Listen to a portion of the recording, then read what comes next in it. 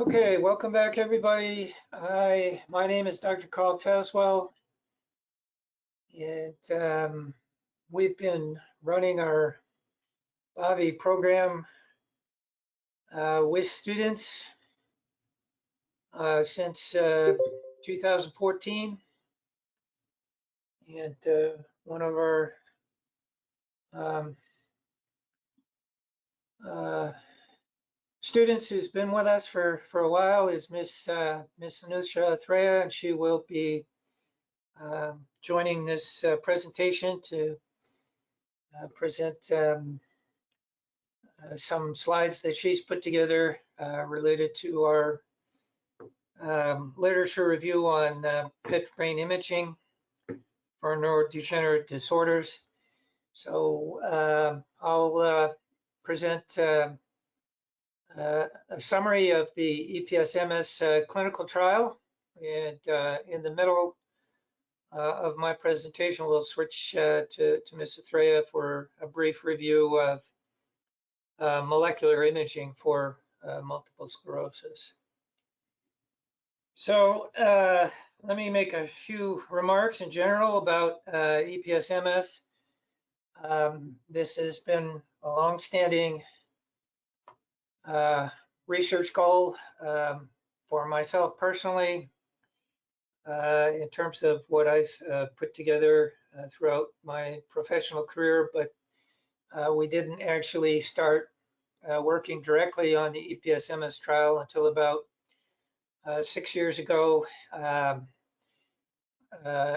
then COVID-19 hit, and everything got put on hold for a couple of years during the COVID-19 pandemic because we wanted to remain very conservative and did not want to risk exposing any of our prospective trial participants as MS patients to the infections that may be milling about in the communities where participants might have to travel to go to an imaging center and get the scans done. So we were on hold for a number of years, but now hopefully things are ready to go. And so that's what we're looking forward to at present. So let me begin with brief outline here.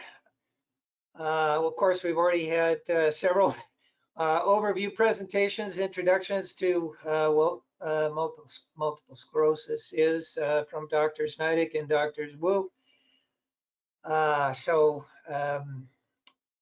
But what about imaging? And what can we say about imaging, and where is that going? And then what is the relevance of this imaging to our clinical trial and the discussions that we had in the previous talks, where the concerns about the multifactorial nature of multiple sclerosis, the possibility that it could be a lumping together of what may in fact be many different diseases and not just one, the relevance and importance of biomarkers. And so that's what is the what I'll call the heart and soul of molecular imaging. We want to be able to target specifically different pathophysiological processes with our different biomedical, with our different biomarkers for imaging. So you've already all heard that multiple sclerosis dates back to the 1860s. French neurologist Jean-Martin Charcot. By the way, any of the items here in blue are hyperlinks, and they do work. So we'll make a copy of these slides available at our website, and you can download the slides and click on the links and get to the original papers. There's been a lot of discussion already that it is, in fact, an autoimmune disorder that impacts the layers around the nerve cells in the brain, the insulating myelin sheaths, and that fundamentally there's just a breakdown in communication between the neurons throughout the nervous system. Historically, there's been some debate. Some might even say arguments. There are those neurologists who have historically argued that multiple sclerosis is just a brain disease, meaning central nervous system and not peripheral nervous system. I'm not a member of that camp. I have always believed that multiple sclerosis impacts both the central nervous system and the peripheral nervous system. And I think now we have a lot more evidence that you can read about in these various reviews by Lucanetti, Zephyr, Friese that I have listed here, and I'm sure there are plenty more that you can find that argue, at least for myself, persuasively, that multiple sclerosis is a disease of both the brain and the peripheral nervous system. There have been a number of classifications of multiple sclerosis over the years. Pretty sure that this is more or less now the currently accepted group of 4, where the most relevant to those with disability are the relapsing, remitting, primary progressive, and secondary progressive. So, well, what about imaging? There's no question that overwhelmingly the predominant imaging modality has always been magnetic resonance imaging. In fact, there's literally no comparison in terms of the practice in clinical neurology, in terms of all of the discussions and revisions of classifying categories. It's always been inclusive of counts, distribution in space, distribution in time of identifiable lesions where these lesions are detected by magnetic resonance imaging. I'm sure Dr. Wu would agree with that statement.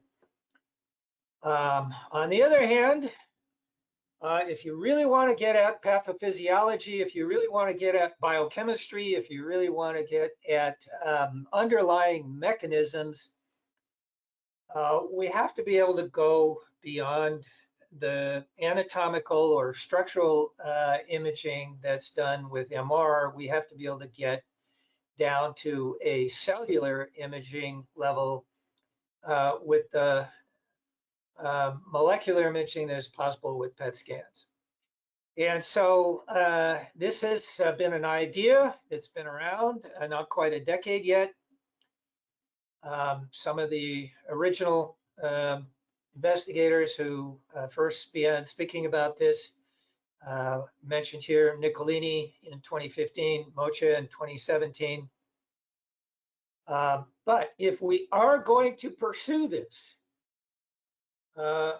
we've made the argument that the quickest and easiest way to make some initial investigation would be to use already available FDA-approved amyloid imaging agents that have been demonstrated to be safe. Amyvid is certainly the oldest, dates from 2012. It's been around for more than a decade now. As far as I'm aware, there really are minimal, if any, adverse side effects that have caused any real trouble for patients who've had Amyvid scans. So for all practical purposes, this imaging agent is really quite safe. And it, as a diagnostic imaging agent, it has been used with the FDA-approved indication for evaluation of cognitive impairment suspicious for Alzheimer's disease. It has never been used for other indications. So far, AD or Alzheimer's disease is the only one that's been approved so far. But in its use over the past decade,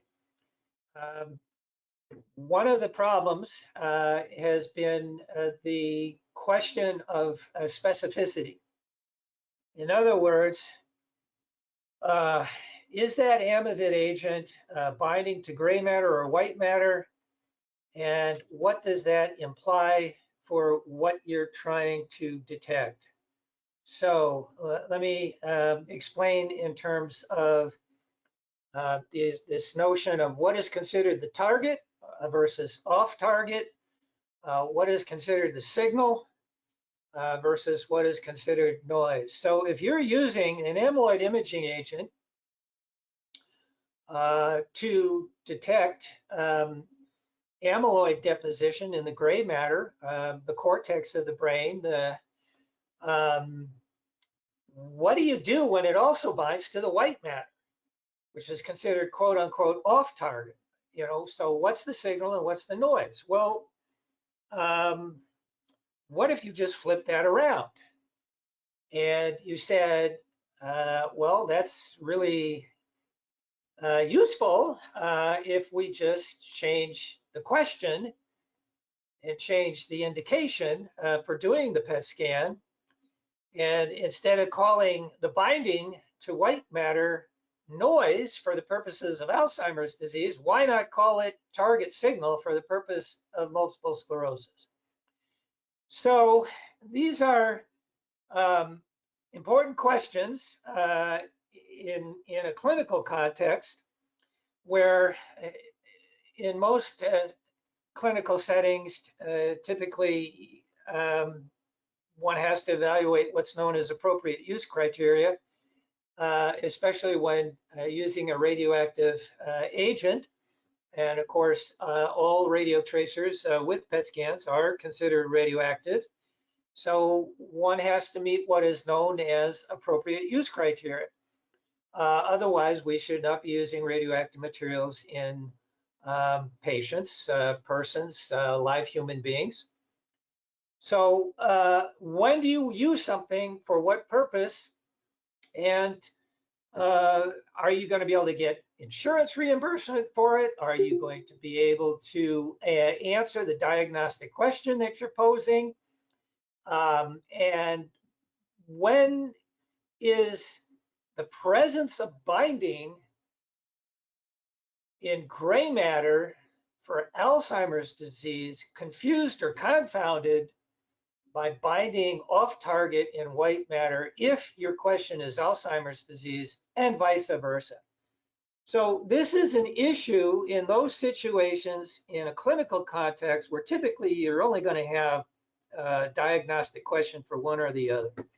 I doubt very much that you would be in a situation where you have confusion between the prodrome of Alzheimer's disease or the active state of Alzheimer's disease in contrast to the prodrome of multiple sclerosis or the active state of multiple sclerosis.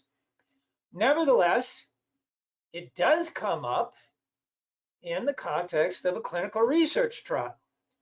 Because if you're participating in a clinical research trial, are you doing so as a normal healthy subject?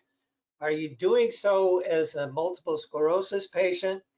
And if you are participating in the clinical research trial, what is your individual personal preference as a participant in the trial as to whether or not the results of the imaging study are disclosed to you?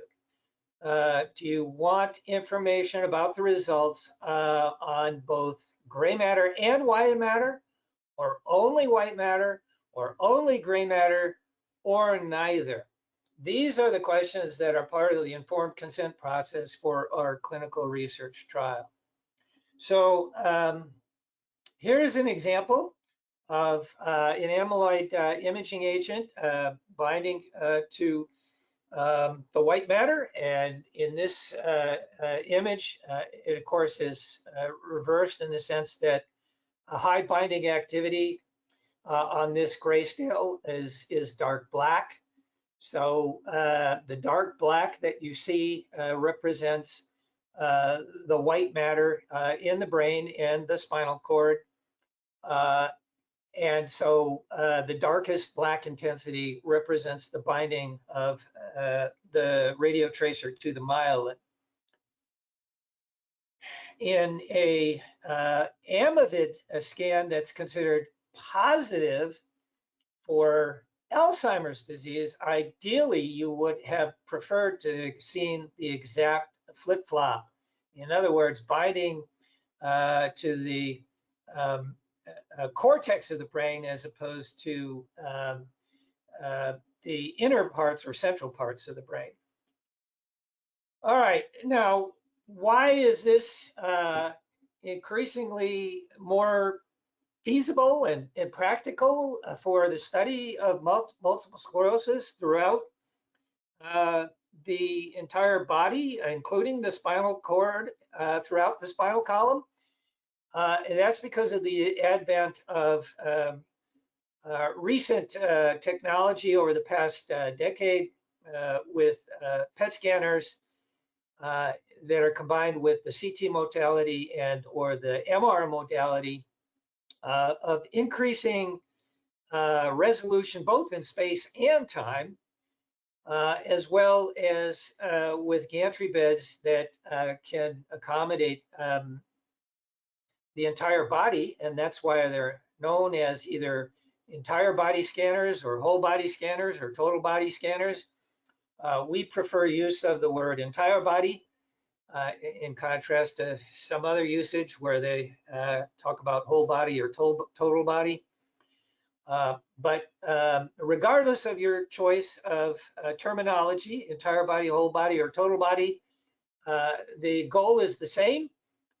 It is to image as much of the body as possible, not just the head and brain, but the entire thorax, including the entire spinal column. All right, these are some of the current state-of-the-art scanners.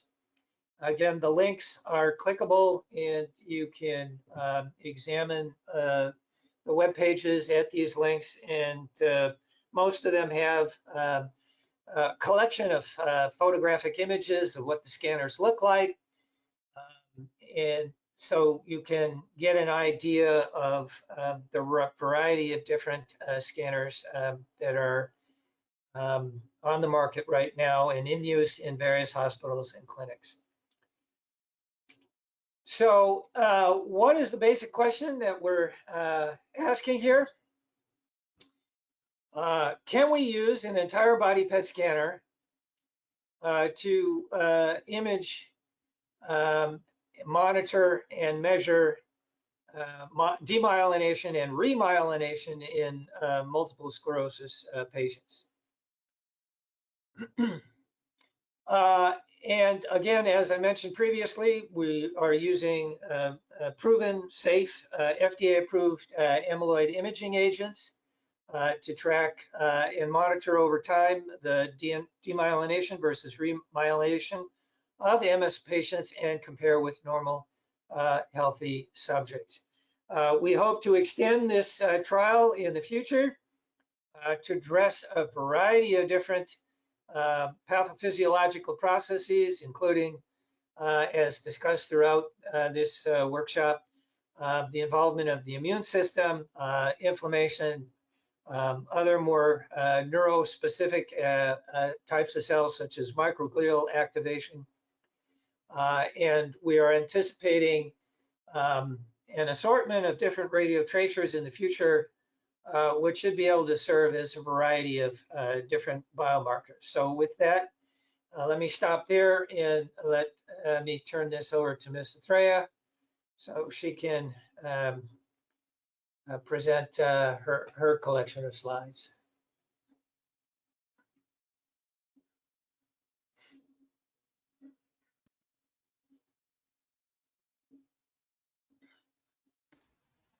All right. Can everyone hear me? Yes. Okay, perfect. So I'll just be presenting current radio traces for PET imaging and multiple sclerosis. I want to start with talking a little bit about, what we've talked about so far in the symposium, which is a lot of the neuroinflammation and a lot of those immune system tendencies that occurs during multiple sclerosis. So the central nervous system, as uh, Dr. Wu talked about, is like acts as the interconnective bridge between the immune and the nervous system, and it has a lot of tendencies for immune surveillance, which means um, like macrophages, T cells, D cells, and ILCs all patrol those areas to make sure that there's like limited permeability between the like in the blood-brain barrier, where T cells don't necessarily or like stay in the peripheral and don't necessarily cross the blood-brain barrier, which when it does, we see the inflammation during multiple sclerosis. Astrocytes also form this barrier that lines the CNS, like brain parenchyma, and often acts as like leukocyte traffic control in those areas. So we see when the astrocytes are damaged, then there is a higher permeability in the blood-brain barrier, and we see like leukocytes passing through. We see antigens. We see like uh, cells like mirroring antigen presenting cells to reactivate T cells and cause like these autoimmune attacks. So this was already discussed by Dr. Wu, but I'll just review it one more time, just to like sort of set up what I want to talk about later about PET brain imaging. So in multiple sclerosis, there are several immune-mediated responses that occur, where the CNS already has like antigen-presenting cells that present myelin antigens to reactivate T cells in the peripheral. But in an autoimmune response, the T cells are activated in the periphery, gain access into the CNS either through the spinal cord or through the blood-brain barrier, and then are reactivated by antigen-presenting cells um, inside actually the perivascular space. So that sort of inflammation that is created from the B cells and T cells infiltrating the brain parenchyma creates these new lesions, which causes neuroinflammation, demyelination, and neuroaxonal loss.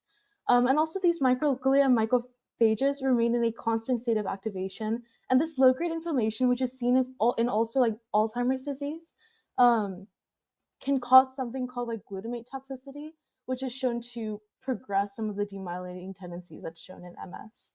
But the key thing here is like these CD4 plus and CD8 plus cells that secrete interleukin 17, and that increases the chemokine uptake, causing Th17 cells to migrate into these perivascular spaces, which degrades the blood-brain barrier and causes an inflammation cascade.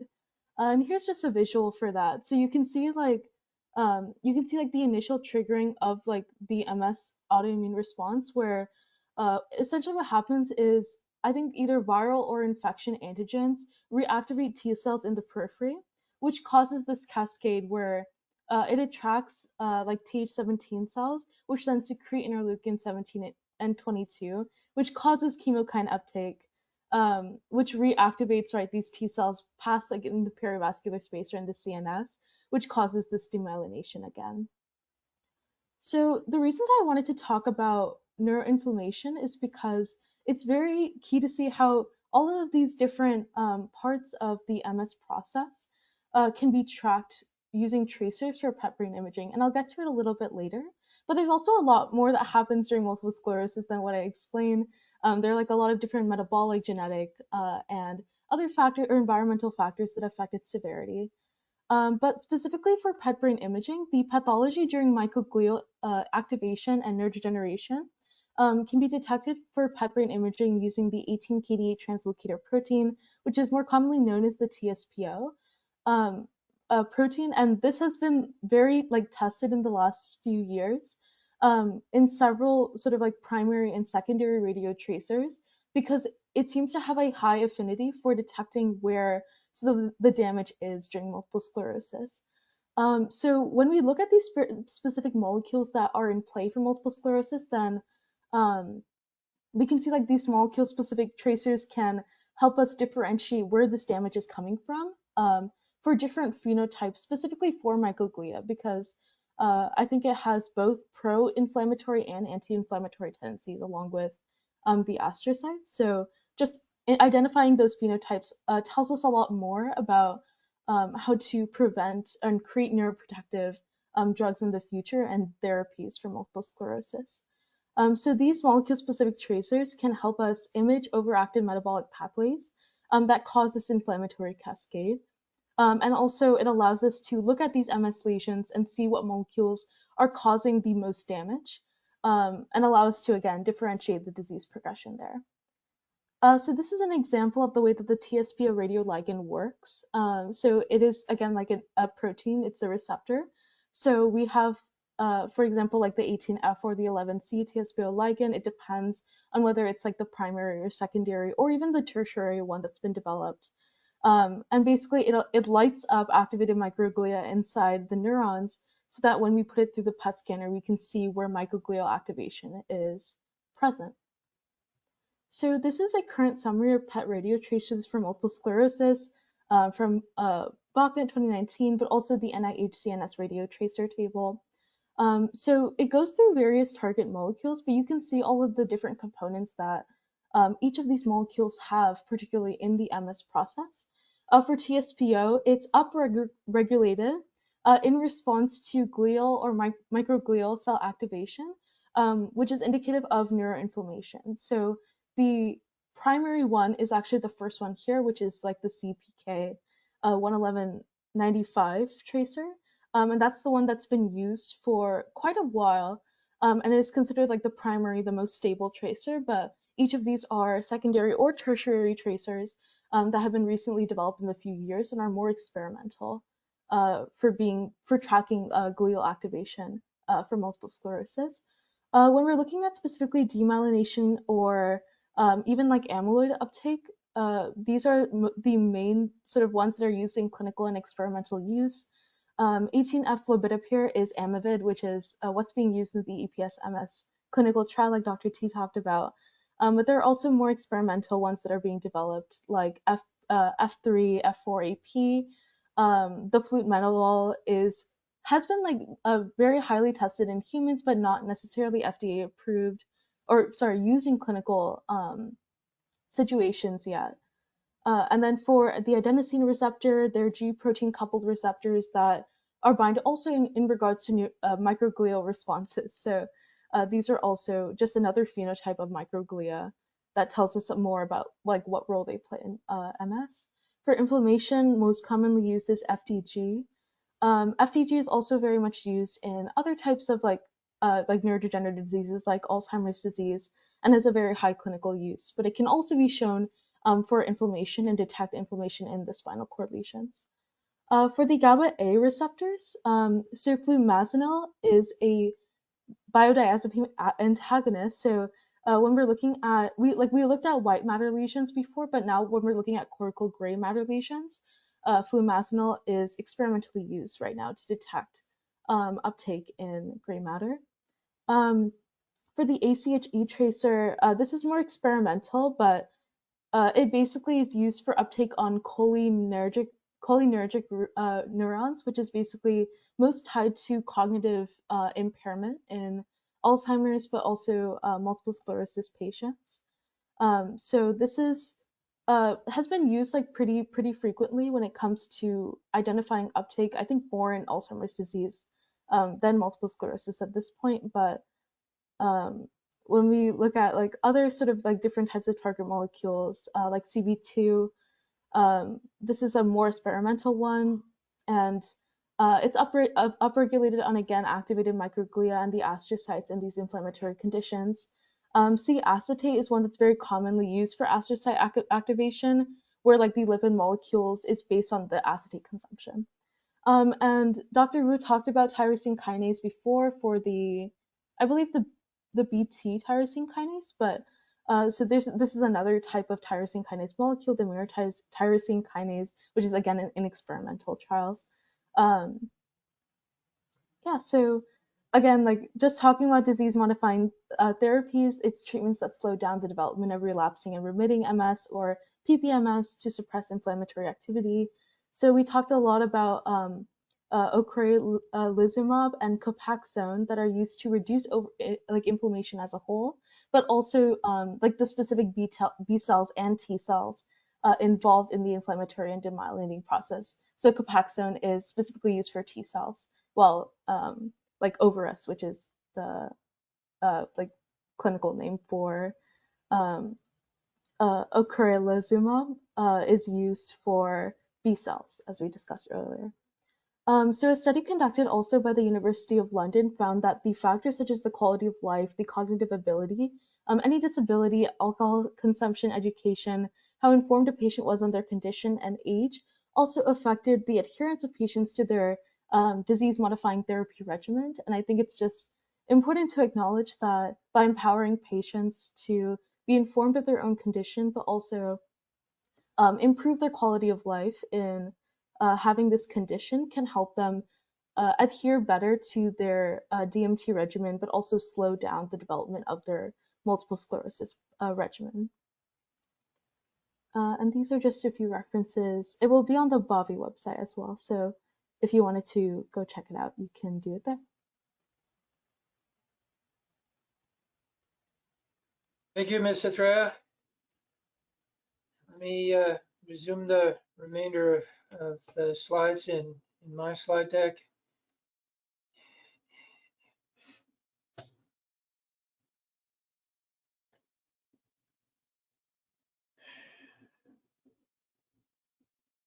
So objectives, the design of our study, the pilot phase is limited to 20 participants. We have agreement with Avid Radiopharmaceuticals. Avid is supporting our study by providing the doses of Amyvid at no charge. So the pilot study is going to be completing a total of 20 PET scans with the Amyvid radio tracer. We are including an approximate ratio of 3 to 1 for the ratio of MS patients to normal control healthy subjects who participate. All participants are going to be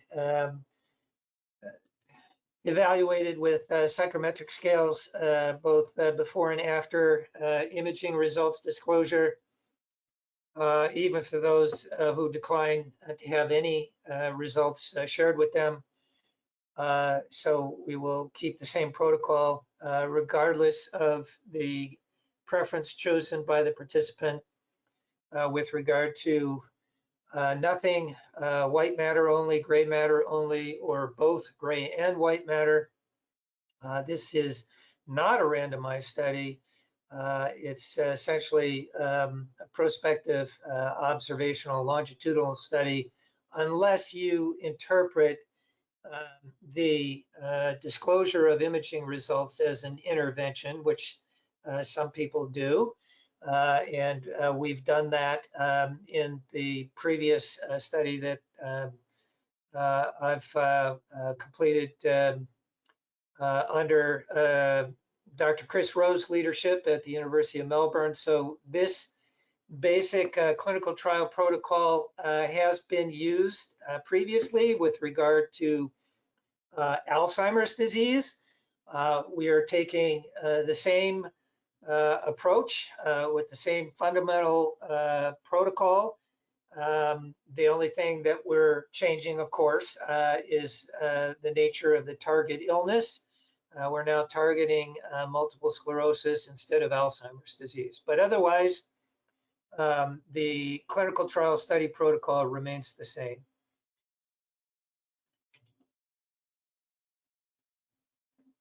Inclusion criteria, we are focusing for our MS patients on those who we thought might be most likely to show lesions in the peripheral nervous system.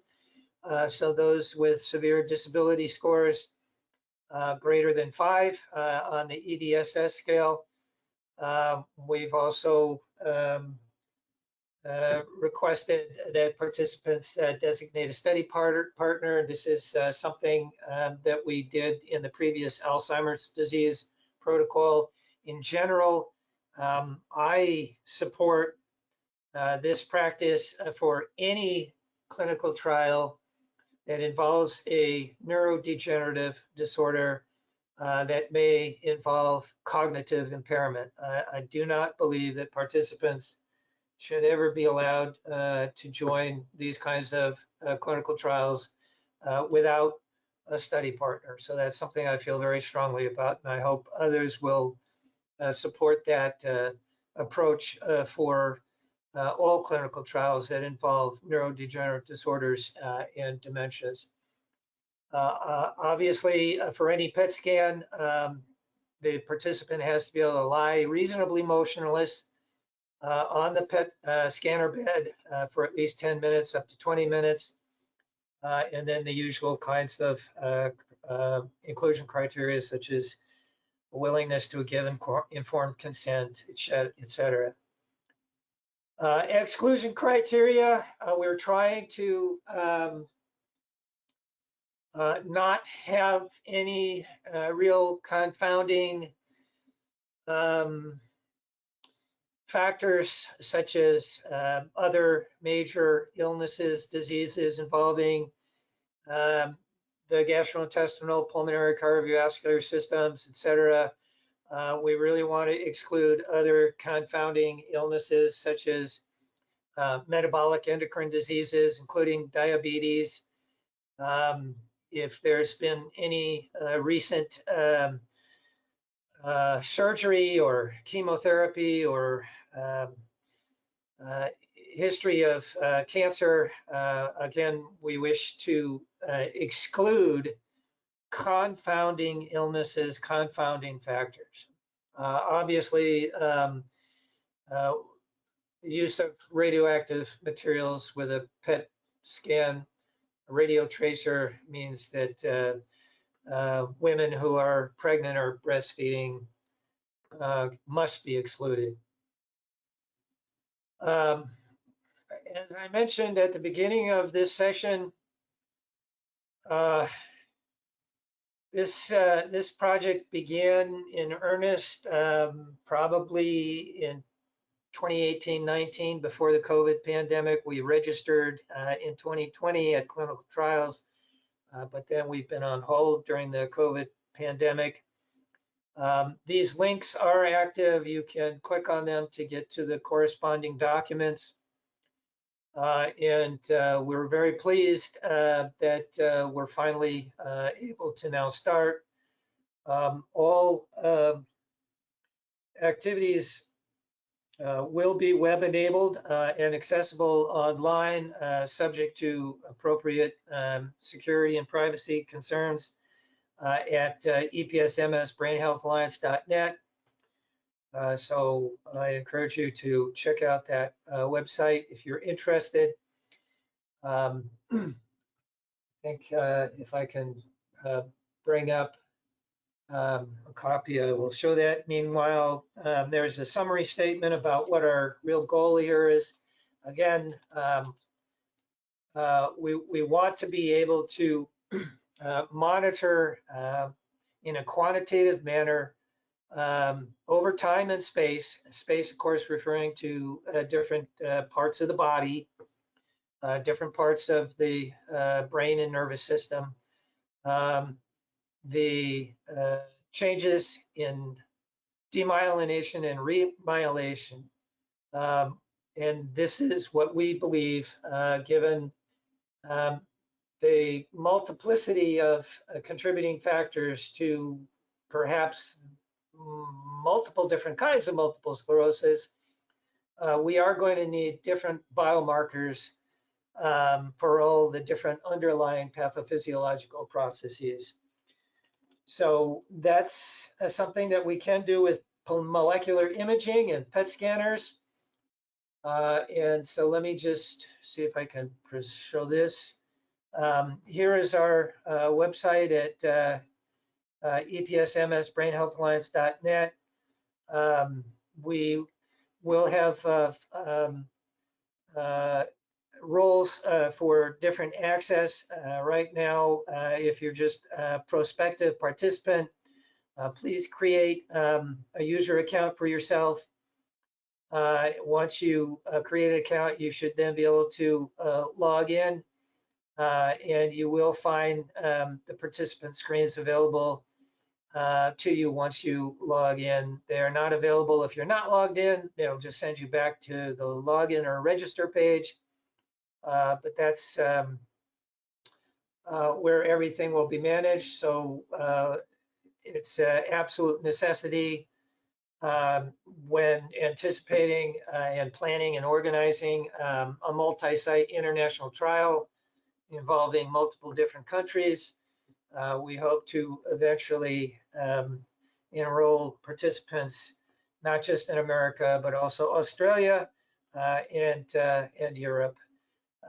There are many different MS organizations around the world. The most comprehensive list is available at this one, Multiple Sclerosis International Federation. We probably will be making available our own newsletter from the EPSMS trial. The two main contacts would be Dr. Nidek at WashU and myself. And of course, Dr. Nidek is also affiliated with our Brain Health Alliance. So with that, let me bring our third session to the Q&A portion. It open for questions. Hi, very nice. I would like to just maybe delve a little further into the inclusion and exclusion criteria for the study, in particular to the, I guess, severity of disability. Maybe that would be a concern and stage of disease, et cetera. I don't know if you have comments to expound on that. Yeah, well, that's a critically important question, Dr. Wu. I agree with you. It's the trade-off between trying to increase the probability that we might be able to detect and find and identify lesions throughout the spinal column, in contrast to having greater flexibility to allow more MS patients who maybe not meet that criteria of EDSS greater than 5. So I do agree that that is probably one of the most influential criteria to how quickly or not quickly we can complete enrollment. So I welcome your participation. If we change the criteria, technically we do need to just get it approved by the IRB and notify everybody of the change in the inclusion criteria. I have had a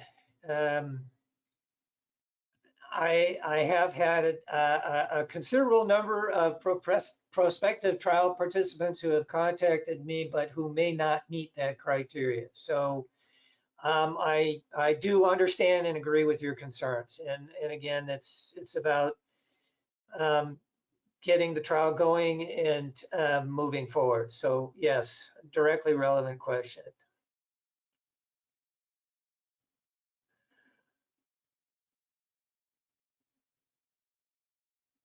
Other questions? Oh, can I ask a follow-up question about that one? So it's Yes, please. mainly you would like to include patients that have spinal cord lesions, is that correct? You kind of want to. Well, so you have to take the devil's advocate position. What were the devil's advocate positions, right? Why bother to do any of this? And, I alluded to the worst devil's advocate position earlier in this workshop when I talked about those neurologists who even to this day, I mean, I've spoken to some neurologists even within the last year, senior, well-known neurologists, famous neurologists. Oh, MS is not a peripheral disease. It's just a brain disease. Why are you even bothering to talk about doing entire body scans? It's not necessary. So there is a community of some neurologists out there who argue that there's no reason to even bother to look at the spinal column, the spinal cord. Okay, so that's the worst case devil's advocate position, saying that an entire body scan is not necessary. Now, I disagree with that, but that's where some of this is coming from. What that did was set up a motivation for trying in the initial pilot phase to go after those MS patients who would be more likely to have those lesions in the spinal column, in the spinal cord, and peripheral nerve roots. And so that was the original motivation. However, we've now had, almost 3 years of delay due to COVID-19 pandemic. And as Dr. Wu has pointed out, it may delay recruitment and enrollment if we maintain that EDSS greater than 5 criteria. So if we do want to speed up enrollment and speed up recruitment, we may have to loosen that criteria so that we accept MS patients who have some manner of disability and that do not necessarily meet the criteria of EDSS greater than 5. But that was the explanation for the original motivation for that as an inclusion criteria of EDSS greater than 5. Yeah, no, it makes complete sense. I was just thinking maybe you can indeed select patients on pyramidal disability specifically, or maybe using MRI to see if there are any lesions from early on and then include those patients, or because there are of course lesions quite early on in disease in the spinal cord. It's more prominent in later stages, but still. So yeah. Well, I will welcome your participation, Dr. Strick. I will welcome your participation, Dr. Wu. I believe if we have a consensus here to revise the inclusion criteria, let's do so, and we'll turn it around through the IRB as quickly as we can, and we just publish a revision of the inclusion criteria. Yeah. How routine is spinal cord MR for MS patients? Just wonder whether you could. I'm sorry, could you repeat? I didn't hear that correctly. I was just wondering how common it is to get spinal cord MR for MS patients is. I just thought that if there was a place that was regularly doing that, then you could zero in on those people that have got spinal cord lesions, for your initial trials to see. Yes, I agree, but again, I think there has been, if I can call it a tendency or perhaps a bias, there's in general, historically, traditionally, and Dr. Wu can comment on what's going on at WashU, but in my understanding of what's been going on at various institutions, generally there has not been much attention given, even for magnetic resonance imaging of the entire spine. So there historically has been such a bias that MS is a brain disease and not a spine disease, that even the MR imaging has, shall we say, been neglected or not done for the spine. So this bias is not a bias against PET, it's a bias against the spine. Because it also involves a bias against MR imaging of the spine. I think it's like, I'm not sure what the clinical practice is with you guys, but I believe that's always done here, or maybe also dependent on what neurologist you're speaking to. But a diagnosis quite often a spinal cord image is done, or when there's an indication of any pyramidal dysfunction. I'm not sure, Dr. Wu, what your common practice is in that sense when you do a spinal cord imaging. Yeah, spinal cord imaging is done usually at least once, surveying at the time of diagnosis, but we are very limited because of cost and insurance coverage. And so it's dictated largely by those kinds of considerations. And then, of course, the patient satisfaction of being in a scanner for an hour and a half or whatnot. But right, it's very underutilized, in my opinion. I agree with everybody here. So let me make this argument about the new state-of-the-art PET-CT scanners. And you know, this is, it's a couple of minutes. You know, we're talking about a dramatic improvement in time for a PET scan from hours to minutes. We're also talking about being able to do the entire body at once. So, and hopefully the same change in technology will also impact the PET MR scanners.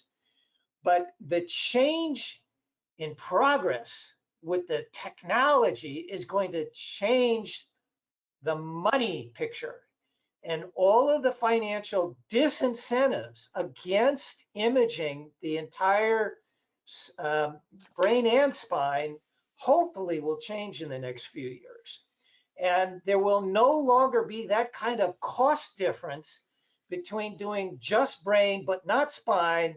Hopefully in the next 5 to 10 years, these kinds of financial incentives and disincentives will disappear. That's my hope anyway.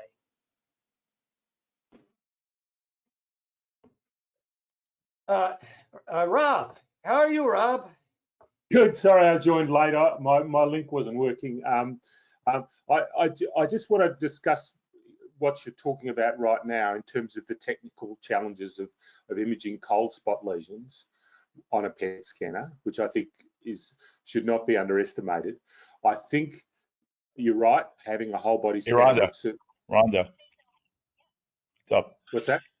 Oh, there's someone else. I gotta. Okay, I muted the other caller. Go ahead, Rob. Yep. And so I guess what I'm trying to say is cold spot imaging is considerably more challenging than hot spot imaging in PET scanning. And I guess what I'm trying to say is we don't have a whole body scanner. We've got a high resolution limited area scanner. I'm thinking that, you know, for example, if we were trying to focus that, we'd probably want to try to spend more time in the locations that we can do a whole body scan by scanning, but I guess we'd want to focus on trying to get as high a resolution picture in the key locations. And even in a whole body scanner, you can change the, if you like, the focus so that you're getting as high a possible resolution in the target regions. And this is where I think having some MR guidance beforehand might be helpful.